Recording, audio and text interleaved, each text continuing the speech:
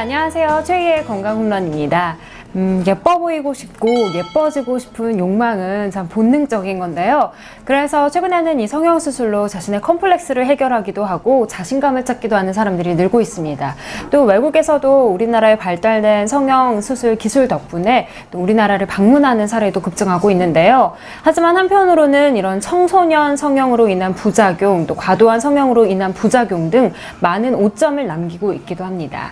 자, 오늘은 이런 성형과 성형에 관한 이 건강보험 적용에 대해서 알아볼 텐데요. 역시 전문가 한 분을 모셨습니다. 안녕하세요. 안녕하세요. 건강보험 심사평가원 급여기준부 전미주 차장입니다. 네.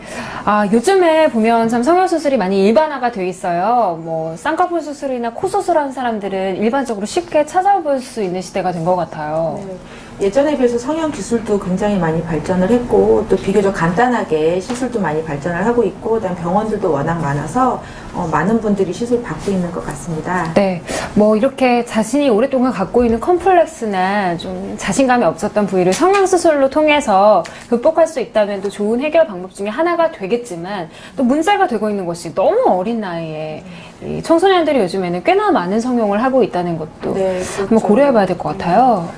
하지만 뭐든지 과한 것은 좋지 않으니까요. 그리고 특히 청소년기에 있는 친구들은 부작용이나 아니면 합병증 같은 거에 대해서 의사 선생님하고 충분히 상담한 후에 그렇게 고려를 해야 될 것 같습니다. 네, 아직 이 청소년 같은 경우는 뼈나 연골 조직이 다 자라지 않은 상태에서 성형수술을 하게 되면 오히려 더 심각한 부작용을 초래할 수가 있고 또 예쁜 얼굴을 망치게 되는 사례도 많다고 하니까요. 조금 더 시간을 두고 천천히 생각한 다음에 고려해봐도 늦지 않을 것 같습니다.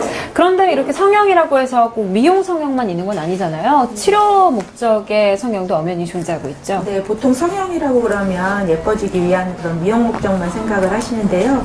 뭐 질병 등이 있어서 기능 개선을 목적으로 하는 치료 목적의 성형수술도 있습니다.